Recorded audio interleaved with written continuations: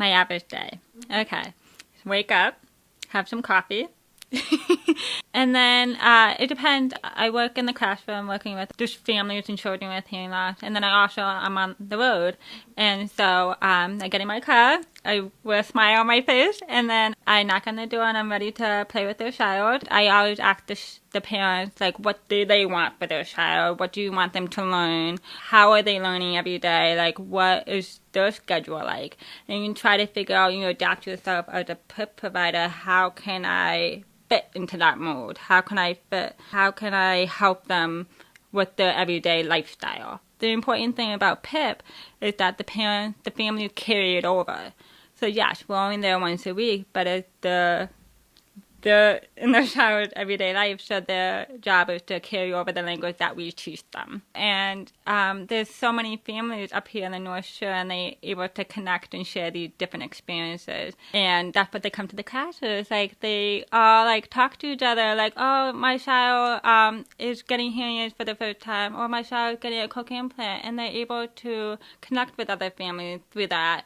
And it makes them feel so much more relieved, and because they're able to connect to somebody else to understand that.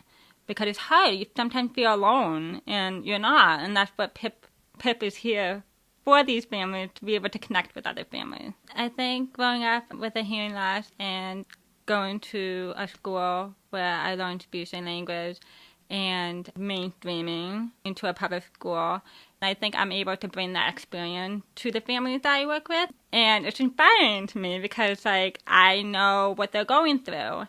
And not just through their child's eyes, but also from a parent's point of view. I went to school when I was 18 months. Around that time, my parents had the choice for me to either choose, I'm from Connecticut, so they either had to choose for me to go to American School for the Deaf or to go to CREC, Stonebridge, which is for spoken language only, and ASD are for the sign language.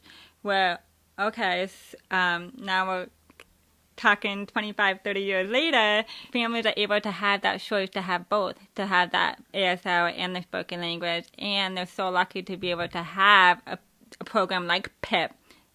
So what I would tell them is that it's going to be okay, that we're all here to work as a team.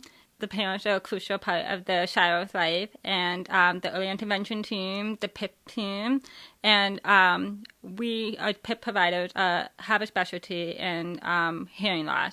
And so we're able to work with those families and help them, guide them to see the road to success and how to get from A to B. There's going to be bumps in the road, and for every child, even a child that doesn't have a disability, there's always going to be that bump in the road. It's just about working together. And that's what the PIP program is about. It's about working together and just seeing the child, the whole being, how to help them be successful.